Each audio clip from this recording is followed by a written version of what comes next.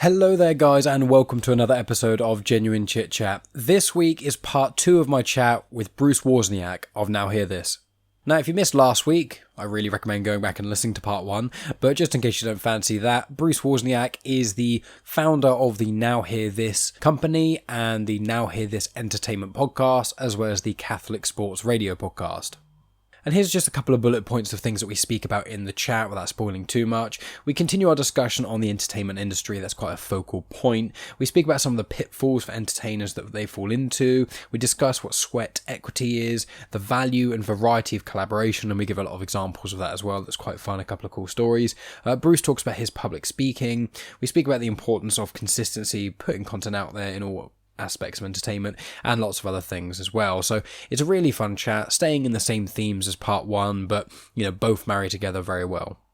I'll include links in the description to Bruce's various podcasts and his website, and yeah, I really recommend you go check out his podcast after listening to this and show him some love. He's a really, really cool guy who's very passionate about what he does.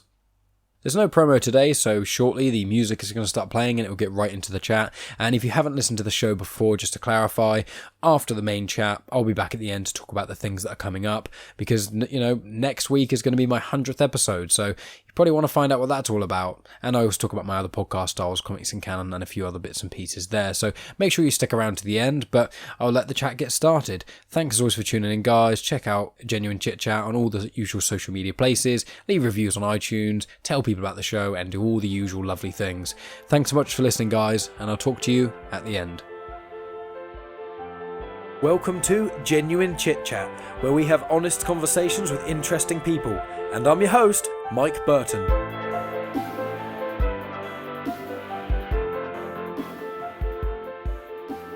What, in your opinion, are some of the biggest pitfalls that entertainers and musicians get themselves into that they think maybe might help themselves and actually hurts them, or something sort of vague to that, the sort of pitfalls of entertainment, as it were? Well, unfortunately, I think a lot of entertainers are their own worst enemy because they're stubborn. And when I say they don't admit that they need help, it's difficult for me to say that being in the role that I'm in, because it sounds self-serving. It sounds like I'm fishing for business, and it's not. It's people who are so stubborn that they're not getting ahead because they're in their own way. So for instance, I'm thinking of things like songwriters that I've heard who will write a song and they're not happy with it, and they'll come back to it and they'll rework it and they'll rework it and they'll rework it, and they'll just never finish a song because they're such perfectionists that they're their own worst enemy. And at some point, you have to admit, every song you write is not going to be a hit, and you're always going to get better. It's just like anything else. If you go to the gym and you keep working out, the first time you go there, you're not going to be able to lift too much. But 2 years later, you're going to be lifting so much, you're going to say, well, it's because I've been coming here 3 times a week, every week for 2 years. So the more songs you write, the better you're going to get, instead of trying to perfect that one over and over and over. You just got to finish it and let it go. And now with streaming, I see a real problem that a lot of artists have, which is they're so busy pushing everybody to Spotify. Pre-save my new song on Spotify. It's coming out on such and such a date. And then out of the other side of their mouth, they want to complain about how much they get or don't get from Spotify. So you have to decide which is it. And that's where I say that whole theory of don't put all your eggs in one basket. Okay, why don't you push them more to purchase downloads of your song from iTunes, where you'll get a much bigger percentage. Now, granted, I know it's not a lot, because if your song downloads for 99 cents, you might get, say, 72 cents out of that. But 72 cents is a lot more than a fraction of a penny for one stream on Spotify. So mistakes like that, there's, oh my gosh, the list is so long. People who start into music and they think they need a band right away, which they don't, because then you're dealing with other people's schedules, you're dealing with other people's egos, you're having to split the money. And so all of a sudden you're saying, well, I'm not making anything. Well, that's because you thought you had to have a band behind you. So there's a lot of mistakes that are being made, which fortunately are easy to correct, but it starts by looking in the mirror and saying, okay, am I kind of keeping everything to myself and saying, I know I need help, but I have to succeed on my own. It's almost like they have to prove it to themselves and others, which wouldn't you be perfectly content if you were really successful and it was a bunch of people that helped you get there, as opposed to, no, I'm going to stay true to who I am and I'm going to do this all on my own? Because what happens is, I think another problem, Mike, is one of the bad things about social media is that there's so many numbers out there that it's easy for people to compare themselves to others, and they look and see, how does he have that many followers? How does she have that many likes on that post? How does this person have this many views on their YouTube? And instead of doing that, I think you have to look at, well, what are you doing for yourself? Or more importantly, what can you learn from them?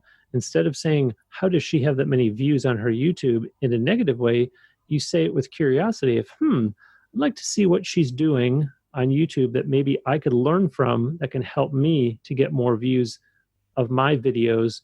And I always talk about, and you'll hear me say this a lot when you listen to the Now Hear This Entertainment podcast, I say that the correct CO word is collaboration. The wrong CO word is competition. And too many musicians look at each other as competition instead of as collaboration partners. And there's so many opportunities that you can get by collaborating with other people. And that doesn't necessarily mean, does that mean that they have to play on a song on my album? Does that mean that they have to join me on stage at my next performance? Not really. You can support each other in a whole lot of other ways. If someone's really good at video editing and they're willing to help you, and in exchange, you can play guitar for them on their next single or whatever it is, that's a collaboration. So the list is very long, Mike, unfortunately, of things that can be improved upon from the standpoint of being a successful entertainer. And it really just starts with, I always like to use the word doing a self-audit. Look yourself in the mirror and say, am I my own worst enemy? And who can I get to help me?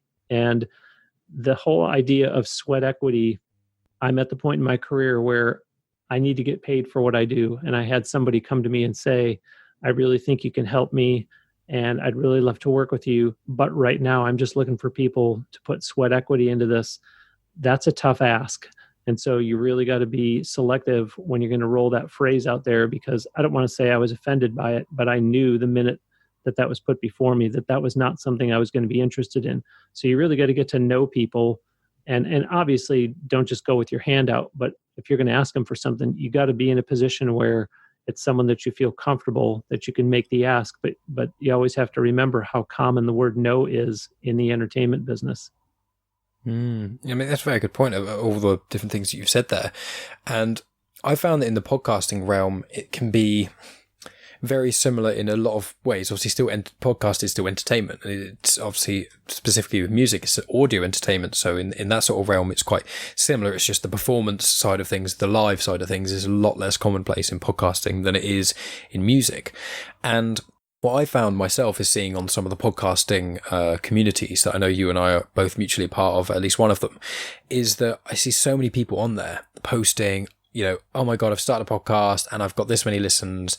I thought I was going to get more. What can I do? Or, oh, I got 2,000 listens on my second ever episode. Then the next one I only had 10. Oh my God, what have I done wrong? And it's just like, people watch the numbers, just exactly as you said there, so fiercely. With myself, I try and really avoid looking at the numbers. I see them once a week when I upload a new episode, because when I go to I use a website called Podbean, I go on there and there's a little tab that says statistics right under publish. So I just click on that and go, oh, cool. Click back, and that's it. Exactly. It needs to. What a lot of people don't do, when be it in music or in general entertainment, for a lot of things. It's not for everything it works in, but it kind of has to start at the very least as a passion, because you have to, especially in media and the entertainment industry, there has to be that understanding that you may not necessarily, air quotes, make it big, but if you. It's like Lady Gaga as an example. I think she was writing songs for people for years and years and years and years and years. And then someone said to her, you got a great voice, you should release a song. And then she didn't. Obviously, shot up and made massive. And the reason I mention that is because some people hear that and they go, oh, cool, so I can do something else. And eventually I'll shoot to superstardom. And my mind is more so, what's the problem with just being that first part? Like, if you, as you've said, people don't want to put all their eggs in one basket. If you're a musician and you can play guitar on someone else's track or something, and you do that, and if you could even make a living or even make a little bit of money. You still have got your standard 9 to 5. You make a bit of money, so you've got your passion project that is also giving you a bit of extra money on the side and you're having fun. Is it not better in certain ways to be able to do, say, play guitar on stage with a mate's band, as well as releasing your solo stuff on Bandcamp and stuff that gets a few hundred or thousand listens, and doing all these little things that bring you joy and they actually bring substance and they bring meaning, and doing these things without that expectation to, oh, this next thing, this is going to make me famous. Because I find it in the podcasting realm especially, it is very, very common for people to be like, oh, I've been out for 6 months, I've only got this many listeners, how am I going to make money off it? And I'm like, whoa, podcasting, like trying to make money out of podcasting by itself is a very hard thing to do. And if you're going into it only on the basis that you're going to make money, you're almost certainly going to burn out before you get to the point. Exactly. And it's what you've been saying on some of your podcasts and things, and some of the ideas that you've been speaking about with people you've had on the show, and obviously a lot of things you've shared here is just, and obviously on your blog, it's just full of really cool tidbits and interesting bits of information. And it's people get an idea in their head, and as you say, they get in their own way. They get an idea in their head, they go, my friend told me I'm an amazing singer and guitarist, and therefore that's all I need to do. And it's like, no, where you said there, collaboration, competition, that is 100% agree with you. Well, and there's also, I do tell people that you do have to be your own biggest cheerleader. You do have to be your own biggest promoter, because if you don't do it, then who else is going to do it for you? And I don't mean, well, Bruce, you just said we could hire you to be our publicist. Yes, but until you get to the point where you hire a publicist or a manager or a booking agent or whatever it is, you have to be, and even still, even in that case, it is your brand that is being promoted. So you still have to be your own biggest promoter. But the problem is that sometimes it gets done in the wrong place. And so, when you mentioned before, Mike, about how you and I are probably in at least one podcasting group together on Facebook, if not more, that we don't know about, I see podcasters going into podcast groups and dropping links to their own podcast. You're promoting to the wrong people. You don't tell other podcasters, you should listen to my podcast. You have to know who your audience is. My audience for Now Hear This Entertainment is, sure, fans of the guests that I interview each week. It's people who are just casual music listeners and enjoy discovering artists that they've not heard about before, or they just enjoy good music interviews. But it's also up and coming entertainers who want to learn from these guests that are having success that I'm interviewing. So why would I go into a podcasters group and say, go and listen to the latest episode of Now Hear This Entertainment? I've got the keyboard player for Aerosmith. That's not who I'm appealing to. And so musicians do the same thing. Musicians want to drop their link to their album, to their single, to their EP in groups that other musicians are in. You're not promoting to other musicians. The other musicians aren't going to buy your music. They're not going to download it. I was watching an Instagram Live last night, and it was somebody who was on my podcast that ironically was doing an Instagram Live with one of my clients, who that's a connection that I was able to make because of my podcast. But somebody in the comments on the Instagram Live kept dropping links to his music. That's a waste of time. Number one, it's rude because it's someone else's Instagram Live that you're crashing. But number two, it's just misplaced. So you need to know where would be appropriate for me to promote, where people might be inclined to download or stream.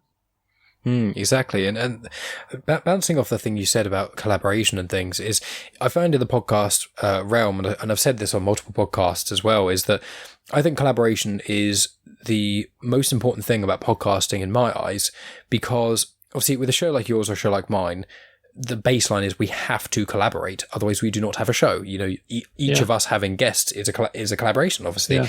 And I do a thing on my show, which I do most episodes, which is I play a promo. Just after my little intro bit, I play normally a minute or so promo of another one's show. And as a sort of, they play a promo of mine, I play a promo of theirs. It's only small. It doesn't, in my opinion, ruin the integrity of the show. And it does help slowly cross-pollinate my show. I don't only think that alone is going to be enough for me to become famous. No, because that's not why I do it. And also because that, and that's got played on Joe Rogan, it's been very unlikely that it's going to get enough traction for that. But I found that the collaboration is actually the thing that I find the most fun about podcasting, is that certain individuals have approached me and things and asked to come on the show. And obviously we got connected in a similar way. And it's like some of my most fruitful conversations are people who contact me and say, look, your show sounds cool. are you interested in having me on or anything like that? And I've made some good friends from me just saying yes to the right people. I'm not saying, don't, if you're starting a podcasting, you can probably say yes a bit more than you can say no, but you do have to vet the people that come on to some degree. But it's so much fun now. I'm in a few different groups just in on Twitter. I'm in a group of like 10 other podcasters, and we just chat about comic books and all that sort of stuff. Because of the work that I've done, I collaborated with a couple of people, and the reason I do my Star Wars podcast is that's on someone else's channel. It's a channel called Comics in Motion, and the only reason I started that is because I had them on my show. I went on their show. We were chatting. We had a lot in common. We just got on really well, and they went, "Look, we're going to do this thing. We want a different show every day of the week on our podcast. Would you be interested in coming on and doing that, because we like your show?" And so I wouldn't have necessarily started a second podcast, or at least probably not for a while. But because I was approached by that, and because I already had that friendship with them, I've now got another podcast. And that other podcast is just for fun. But there are people who listen to that podcast who have listened to Genuine Chit-Chat because of that. Yeah. And the kind of point I'm trying to make is like, it's not always obvious how things will pay off, but one shouldn't always necessarily look at, and I think we're both saying similar things with collaboration especially, is that you should collaborate when it's fun for you to do, if you feel like something good's going to come out of it, or if you, a lot of the time, just like the other individual. That's right. Because a lot of the time, even if you and this other individual don't write the greatest rock song that's ever existed and become world famous and tour the world, you may just meet someone who's really cool, and they may just, as you say, help you out in a little bit here and there, or you just make a mate. It's cool to have people that you know in the certain industry to just have someone, even if you bounce ideas off things. Because with my podcast, for example, I've asked my pod friends, as I call them, I've said to them, look, this podcast I released, do you think it's good enough? And they are honest with me. And that's what you need. Whereas for sure, my friends who don't listen to podcasts as much, they may say, oh, we like you, Mike, so it sounds great. And as you said quite early on in this conversation, it's the criticism has to be from the right source a lot of the time as well. Yes. So I just think collaboration is it's so undervalued in almost every facet of life, I'd say. Well, I think in the music business, some people don't understand collaboration in the context that you're describing it. I think they hear collaboration and the only view they have of it is a song by this artist where this other artist is doing guest vocals on it. And that's not the only way to collaborate in music, because what I have found, and this is one of the things that I was talking about when I said that when I first started my Now Hear This entertainment podcast, I thought it was just supposed to be a marketing tool for my business. I didn't know what it would turn into. What I didn't know that it would turn into is me meeting people, meeting my guests, and realizing how we could help each other. So then you marry that with what I just talked about a few minutes ago, which is, yes, there are people at a high level of entertainment who are doing other things. I was out in Hollywood, I want to say it was last September, and I had breakfast with the bass player for Pink because she had been on my podcast. But the more I listened to her and talked to her, and she told me about a project that she was doing, I asked her, do you know who so-and-so is? And she said, I don't know, who is he? So I told her he was a guest on my podcast, but more importantly, he's a multi-instrumentalist who has performed with the likes of Supertramp, with Pink Floyd, with Toto. And I said, he's doing something very similar to what you're describing. The two of you could probably benefit from knowing each other. Let me connect the two of you. And someone might hear that and say, but Bruce, why would you do that? That doesn't benefit you in any way. It doesn't matter, because it's what you said, Mike. It's just the right thing to do. And yet you don't know if someday it might come back around where one of them comes back to you and says something, but you don't do it with that expectation. Now, the client that I referred to, when she moved out to Hollywood, she was a dancer first and a singer second, but she decided she really wanted to do more vocally. So I asked somebody who has been a guest on my podcast twice, among other endeavors. She has been on tour with Joe Walsh as one of his backup singers.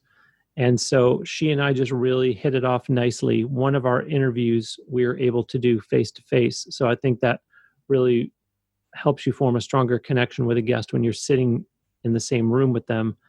And so I told her, because she lives out in California also, I said, I've got a client that just moved out there that wants to do more vocally.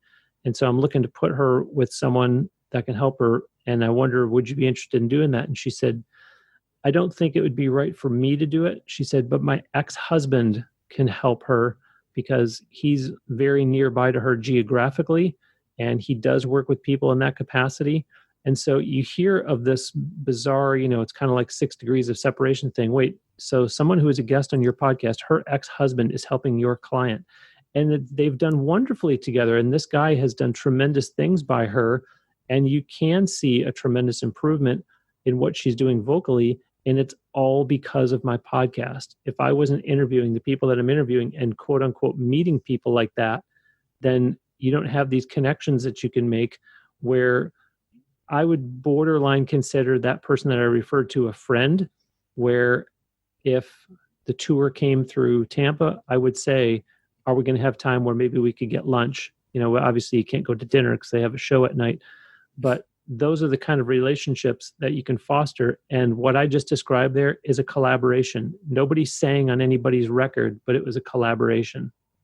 Mm-hmm. And I agree. And I think a lot of people, if they listen to my show, I normally, at the end of each chat, I have this little rambly bit at the end. It's like 5 minutes where I kind of just talk about what's to come up and blah, blah, blah. Just people who are often constant subscribers who want to hear from me a little bit more. That's normally where I put it in, because some people talk at the start of the podcast for like 10 minutes and it gets a bit dreary. And I used to do that early on, to be fair. But it's one of those things where there's so many podcasters that I've collaborated with, and it's, as you say, I was actually going to say exactly that, the 6 degrees of separation, where it's such a seemingly small thing, but obviously it is a degree of effort introducing people. Even if you just send one email with someone else CC'd in and say, hello, here they are, it's a tiny bit of effort. But people who view that as too much effort, they have the wrong mindset. It's almost like it's sowing the seeds, isn't it? It's like you could put 1,000 seeds in the ground and one of them could grow into this nice big giant sunflower. But the point of it wasn't to grow a sunflower necessarily. It was just sowing the seeds. It's just, that's what you want to do because it helps out other people. But the fact that something grows out of that is so rewarding. I've had people on my show and they've said, oh, if you know anyone else who'd like to have me on their show, could you let me know? Or, oh, I'm really interested in this voice acting thing. Do you know anyone? If you know anyone, just let me know. And you connect with certain people, and then maybe you don't hear about it for months, sometimes even, a year or two. And then you just see a little thing and you see it's those two people that you kind of connect to them in some way. And I kind of almost compare it to the same sort of feeling as just doing a nice gesture for someone without expecting anything in return, like, holding a door open for someone, or smiling at someone, or someone drops something, you just pick it up and give it to them. Like, to you, that takes a few seconds or maybe a few minutes out of your day, but really it hasn't affected your day at all. But that thing you do for someone else, that altruistic, the altruistic action can be so valuable to someone else. And even I like to say to people, if you go to a gig and you see local bands perform live, because good friends of mine are in bands, my brother's been in bands, that sort of thing.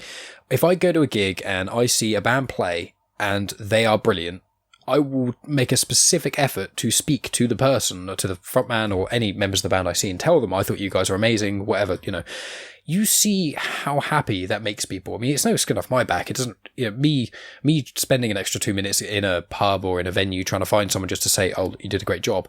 That's not a big deal to me. But I know it from experience of not only how you can see it in the people, but also from my friends who are guests. That's right. My friends who think it changes that it can really, like, some people have said, like, a good example is a little nerdy reference is Harrison Ford. He was going to be an actor. It kind of didn't work out for him for a bit. And then he started reading lines of Star Wars. He was bouncing off other actors. He was there just so people who are auditioning to be Han Solo could bounce off him reading the other lines of the script. But George Lucas and the rest of them liked him doing that so much they actually chose him.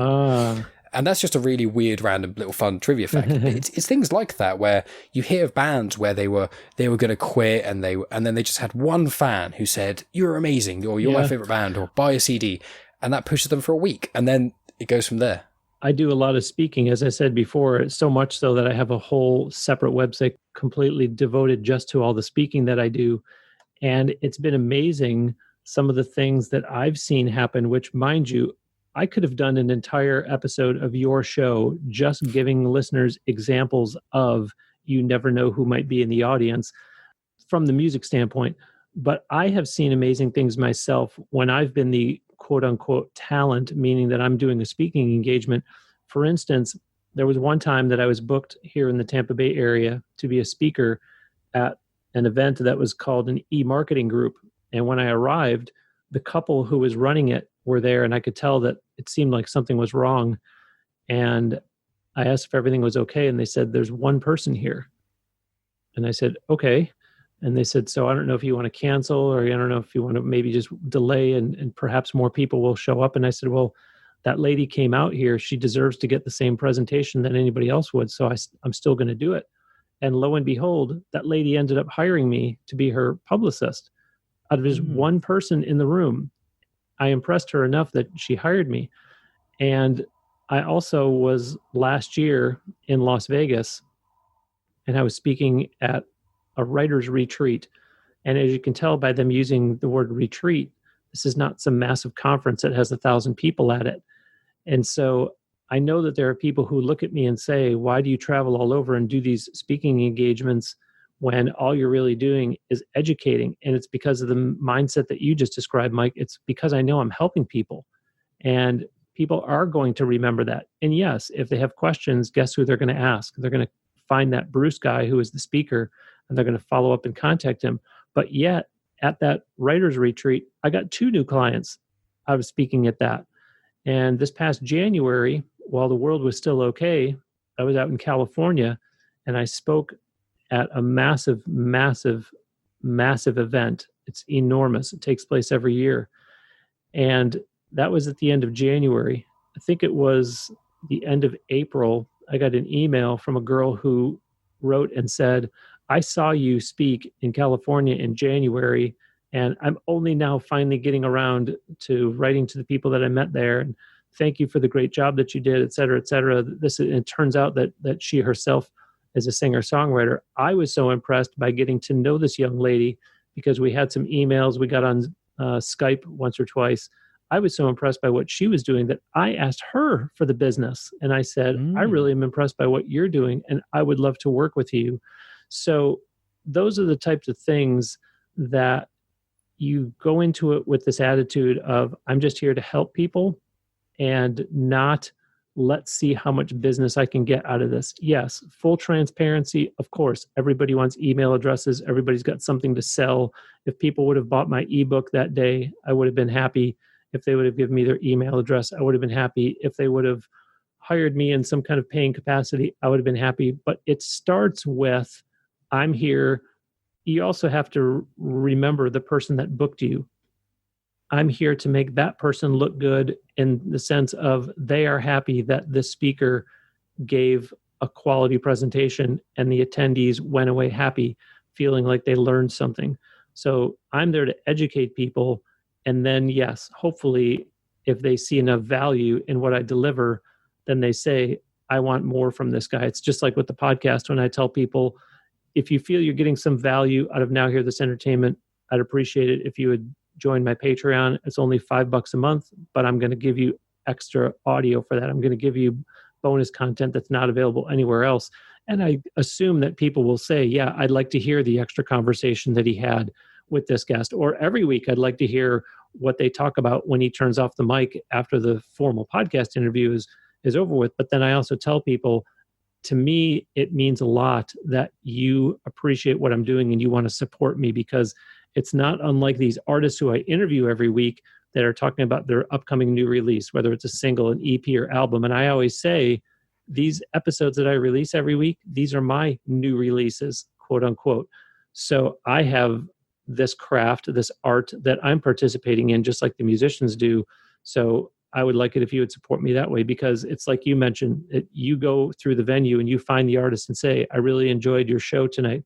Oh, wow, what's your name?" "I'm Mike Burton." "Oh, hi, Mike. Where are you from?" And then you tell them how much they like their music, and that means a lot. Someone joins my Patreon. Yeah, the $5 does help because I have expenses for the podcast, but it means more to me because someone says there's value in all the time this guy puts into it. There's value in the education I'm getting from listening to these guests, all these interviews every week. So I think people need to understand that mindset can really, it's like somebody once told me that if the first thought that you wake up with in the day is positive, it's a good start. If you wake up and you're already in a negative mindset, then you're probably going to have a bad day and you're going to be complaining a lot, and you're not going to realize that it's because when you woke up, the very first thing you thought of was a negative thought. That's a very good way of putting it in things.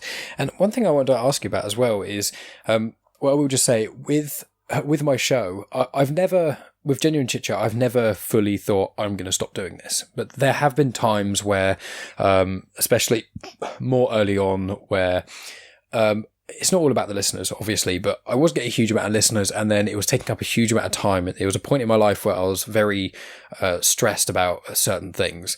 And so spending 4 or so hours on the weekend, doing artwork for my podcast, show notes, editing, etc., doing all these things, it was kind of taking a toll on me to a degree. And I was like, should I maybe reduce it down to every other week? Should I maybe stop for a little while? And I didn't, and I'm glad I didn't. And I've had that little thought probably 2 or 3 times since I very started the podcast. It's probably about every year or so. It kind of happens. Just normally there's a busy period of my life, and then I'm like, Sunday night, I'm trying to get an episode edited and stuff. But every time I've even thought that, weirdly enough, and maybe I should just think it more often, but every time I've thought that, I get someone send me an email or write on a post or contact me and say just something nice. And, someone... It was one time I was thinking about it, and then I just got a review on iTunes from someone who I didn't recognize the username or anything. Yeah. And they just said, I just found the show. I think it's amazing, and it's really great, and it's some sort of positive thing they said about it. And then me just seeing that, I don't really check reviews that often, but on that one time I saw it, and I was just like, that tiny taking a minute or 2 out of their day just to tell me that they appreciate the show, that gave me enough energy to go on for like 6 more months. And people underestimate the value of appreciation in the way that what I don't like is when people go, oh, you should do this for me for free because you get, appreciation for it. It's like, there is more to it than that.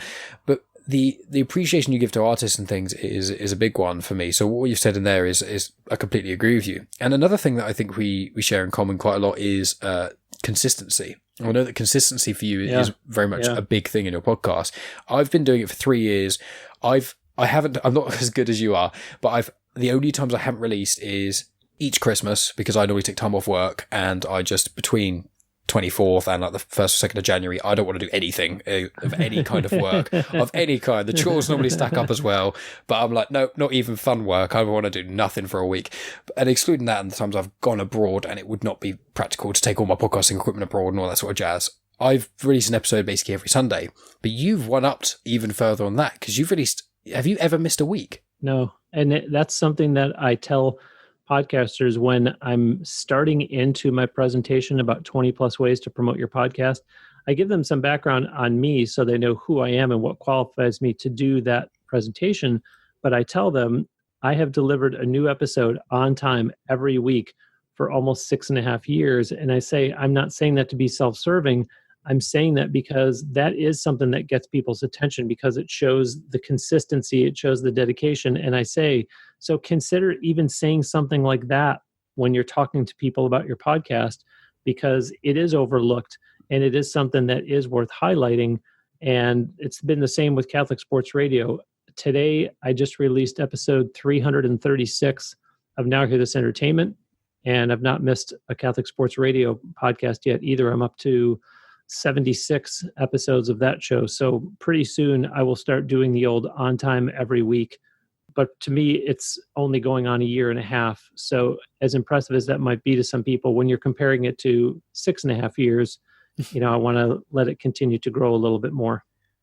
It's consistency in the podcasting realm is something that people cling to, and it's one of the things that puts you above other shows. I mean, there's plenty of shows that I collaborated with in the past and I've listened to, and I generally love the shows. And obviously I'm not going to mention them because it's not really fair, but the shows that I absolutely love them. And then they've had massive gaps of recording or things. Obviously I'm sympathetic that personal life can get in the way of certain things. I live with my partner, but I don't have kids, fortunately. And because of COVID and things, I've been able to do my job from home. So a lot of the big things in life, I've been able to they haven't affected my podcasting, and I sympathize with people they have. But so there's other people I know who they they think, I really want to do a podcast. And people, I'm sure there's people in music, whether people you know, or maybe even clients, where they lose momentum far too quickly. Yeah. And with me, I describe my own momentum almost like a steam train, where like if I've got work to do, and I do a little bit of graphic design for other podcasters sometimes. I've made a couple of logos and things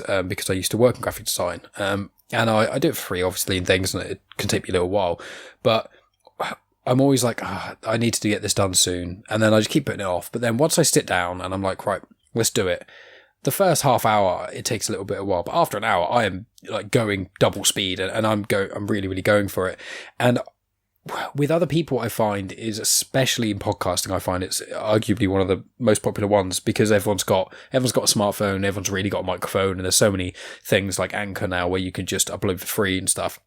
People go, I'm interesting, and my friends are cool, and it's really fun, and we chat every Friday night, so let's all do a podcast. And then they do it for like, a few months, maybe even a year, and then they kind of run out of momentum, and then they haven't got super famous in a year, they haven't made loads of money or anything, and they just kind of slowly kill off, and then a really good show dies.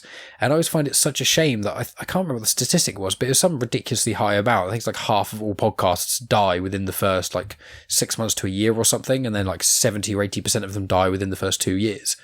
And it's one of those things that kind of backs up what you said about consistency, which is such a big thing, but also I find collaboration is another one of those things where it reignites the fire. Yeah, for sure. And I almost feel like in the music business, it could help even more so, because I liked that you did mention the music business in along with what you just said, because when I look and I see that somebody hasn't put something out, a single, an EP, an album in 3 or 4 years, I wonder, is their music career still going?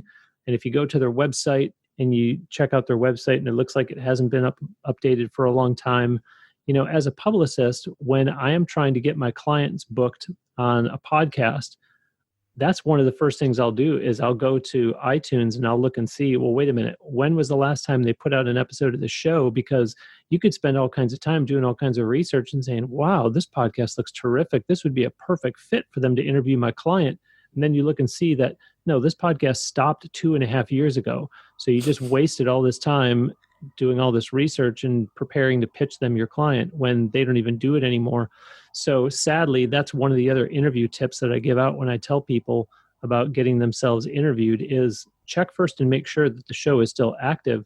But on the music side, for sure, if somebody contacts me and says, I'd love to be interviewed on Now Hear This Entertainment, or if they say, I'm looking for someone to be my manager, someone to be my publicist, I'm going to look them up. And if I see that they haven't put out any new music in a couple of years, I'm going to say, well, where are you in your career? Because it looks like you haven't released anything since 2018, since 2017. And it might be what you're saying, Mike, which is, well, I'm a little uninspired and maybe they need a collaboration partner to kind of renew them. But, that's kind of a burden that you do bear when you're committing yourself to making a career in entertainment. It's, guess what? People are expecting something out of you. I like to say that I have a verbal contract with my listeners. They expect there to be a new episode of Now Hear This Entertainment every Wednesday. And the Catholic Sports Radio listeners expect there to be a new episode every Monday. And so if someone's going to support your music career and follow you and buy your music, well, they're kind of expecting you to put new music out on a somewhat regular basis. So, you can't just kind of disappear especially now in this day and age, when it's so accessible and people can record at home and people can get it distributed on their own. There's really no excuse to say, well, I'm in a period right now where I'm just kind of hanging back. And no, because there are people that are, I see performers, you'll see them posting on social media where they're challenging themselves. I'm going to put out a new single every month for the whole year. And so you go, well, it's one song a month. Yeah, but it's writing that song, it's recording that song, it's getting it produced, mixed, mastered, the whole thing. That's a lot of work, but you could tell they're devoted, and that's going to get my attention a whole lot more than the person that says, yeah, I sing, I songwrite, I play guitar, I play piano, but you haven't put anything out in 2 years. So what are you doing? I don't care that you have all those talents. Why aren't you putting any of it on vinyl? No, yeah, I completely agree with you. It's even with merchandise, for example, there's at Christmas or the birthday or normally, my mum will say, she'll say, what do I want? And obviously I've had a job now for near 10 years, so I buy my own stuff. But when it comes to Christmas and things, it can often be a struggle, because unless there's just like a bigger thing for like £100 or something, I don't really know what to ask for my mum. So now what I generally do is I'll say to her, at the moment I like this TV series or these 20 TV shows and these 20 musicians, because obviously when I used to live with my mum, I had posters everywhere and I'd talk about things all the time, and so she would pick up little things I liked and just be able to buy me a t-shirt of a band I liked, or be able to, you know what I mean. But so now I give her this little just thing and say, I like these 20 things at the moment, buy me a pop vinyl and a t-shirt and I'll be happy, or something. And I will no longer really put in band names if I haven't listened to that band release anything new in a long time. And there's a band that I really like called Pierce the Veil, and they had some sort of controversy, I think, with the drummer and things, which I'm not going to get into, but I really liked them as a band. They were my favourite band for ages. I even got one of their vinyls, and they are a fairly newish band, but they released 4 albums or something, and they're quite big in the alternative scene and things like that, and then they just dropped off the radar. And when I try and now when I kind of, it's almost like a bad taste in my mouth in some degree. You know, if something tragic happens to a band member or something like that, someone dies or something, that is understandable. Or if the band says, look, we're just kind of a bit finished now, we're going to re-release this album or release this one last single and we're going to be gone, that's fine. But when a band just stops and you're just a bit like, so are you on good terms with your label? If I buy your merch, is that going to go to you? Is that going to go elsewhere? Are you even involved anymore? Like, there's all these weird little questions that come into mind, and it's bouncing off exactly what you said. And it's so many little things that I think people, when they're not in in the creative medium, where I've obviously only been in for the last few years from releasing my podcast and things, there's so many small things that don't necessarily come to mind, but once you delve into them, like we have in this conversation with consistency and collaboration, these things, there's so many things that are so important that just the air quotes normal public just really don't realize. And that's one of the things that I love about what you're doing with both your business, Now Hear This, and the podcast, Now Hear This Entertainment, because it's shining a light on, in my opinion, all of the right things. And even if people may not be able to afford or have no money to be able to get a manager or someone to assist in that way, you still provide them with content that they can access that will help them, not only in the sense of your podcast, but also the blog itself. So I think one of the things that you're doing is incredible, and this whole conversation, I think, is a really good taster for anyone listening who hasn't heard of you previously, to see not only how passionate you are, but also that you genuinely do know what you're talking about. Thank you. It's been a real pleasure to have you on. They go hand in hand. You know, obviously you can't do a podcast every week for 6.5 years, and you can't write a blog every week for, I think, I don't know, 5.5, 6 years, something like that, if you're not passionate about what you do and if you don't enjoy the material. If I was hosting a podcast every week that I just really didn't like, I don't know how long I'd be able to keep up the charade. But thank you for acknowledging that. Thank you for having me on the show, and thanks for the opportunity to get in front of your audience and to let them know about all these different hats that I'm wearing, because sometimes it does become a little overwhelming, and I do just put my nose down and just keep on pushing ahead and pushing ahead and pushing ahead. So it is kind of nice to come up every once in a while and talk to someone else and realize that, yeah, there's people out there that are reading this stuff, that are listening to this stuff. And like you said, it's just like the entertainers. Someone comes up and tells them, I liked your show, I liked your song, I liked your album. It's going to inspire them to keep doing what they do. And I'm going to keep doing what I do because I enjoy it, but also because that's the way I'm cut out. But it's nice to come on your show. It's nice to get those emails from people. And I'd love to hear from your listeners through social media or through email or whatever, saying, you know, I heard you on Genuine Chit-Chat, and whatever thoughts they have about the blog or one of the podcasts or whatever it is. So thank you very much for the opportunity. I've really enjoyed this.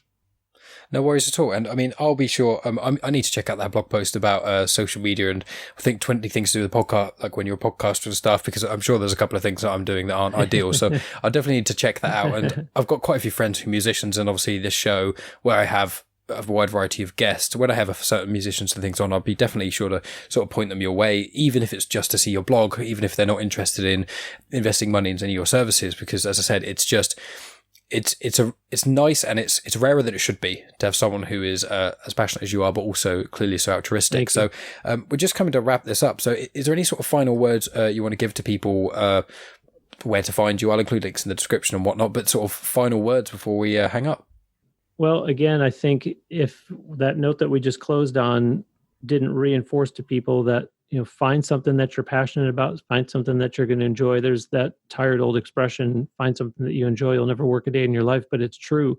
I truly enjoy what I do, and I truly enjoy helping people. I truly enjoy the fact that the overwhelming majority of what I do is not about me. Catholic Sports Radio, Now Hear This Entertainment, the work I do with my clients, the blog that I write, these are all for the benefit of the consumer and for the benefit of the guests on those two podcasts. So I just really encourage your listeners to kind of do a self-audit, look in the mirror. Is there anything that Bruce talked about that sounds like common sense, yet you're not doing it? Or is there a slight attitude adjustment that you can make that could make a difference in if you are so down on yourself that you're not succeeding in what you want to succeed at? Well, change your attitude and see if that changes the results, because you might be your own worst enemy. And once you get those emails, once you get those compliments, that'll tell you you're doing something right and you are affecting people. So don't be your own worst critic. We all always are. But there are people out there. It's like I've told people, there was a guy who once said, no one's listening to my podcast. And I said, how do you know that? And he said, because it's been out for a year and I've not gotten a single email from a single listener. And I said, yes, but you can go into your hosting company and look at your stats and you see how many downloads you've gotten, right? Yes. And I said, there's people listening. Just because you didn't get any emails doesn't mean there's no one listening. And so I tell that to musicians as well. Just because you don't get any emails doesn't mean people aren't listening. You see your streaming numbers on Spotify. You see your download numbers from iTunes. You see people who are clapping their hands at your show and buying a CD on the spot or buying your t-shirt. Rally around that stuff and keep the glass half full. And what a perfect place to end it on. Thank you so much, Bruce. It's been a genuine pleasure to have you on. Thank you, Mike. Really appreciate it. And that's the end of the podcast. Thanks as always for tuning in, guys. As I said in the intro, be sure to check out the links in the description to find out more information about Bruce and the other stuff that he's been dealing with. And also the podcast I did with Tonya Todd a couple weeks ago. I met her through Bruce, essentially, and I've got another guest booked as well. The recording was going to be this week, but there was a scheduling issue sort of thing, so we've got that rescheduled for a couple weeks' time.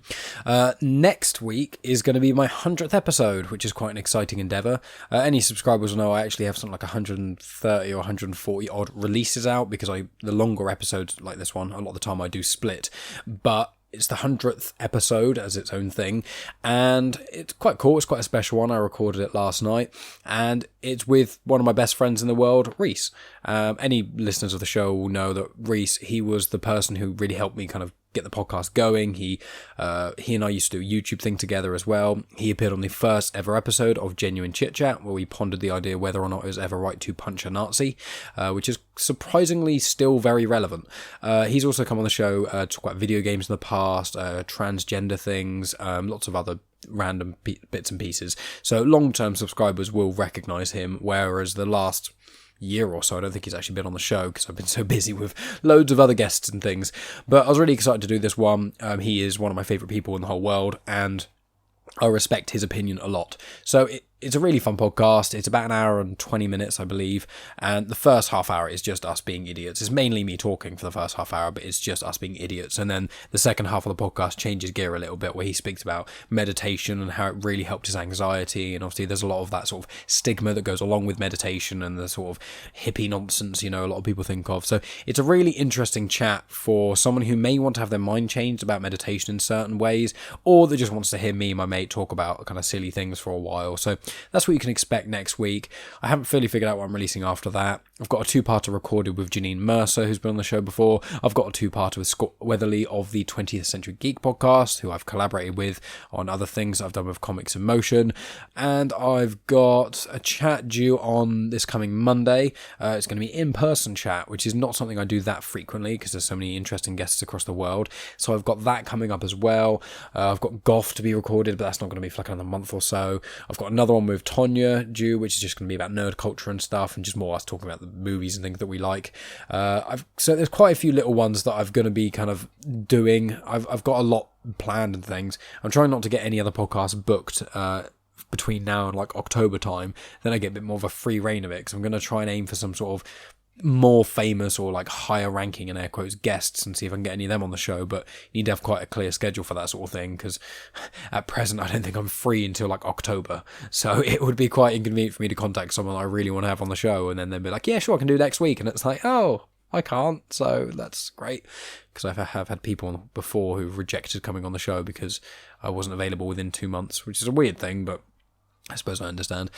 Anyway, that's basically what you can expect from Genuine Chit-Chat coming up. I really appreciate if anyone does listen to the show regularly, if you could leave a review on, Apple Podcasts or iTunes, whatever it's called, or any of the other places where you can leave reviews. It does really help the show out. And if you share to any people you know, as I said, the back catalogue is I've had such a wide variety of guests now, there's almost no topic that I haven't covered. So if you look through the back catalogue, see anything you'd like, see if there's anyone else because spreading via word of mouth is really, really helpful, and it means a lot. I really appreciate anyone who does that, and I know some of you have been doing that, so thank you for that. The only other thing to mention really is that I've got another podcast called Star Wars Comics in Canon.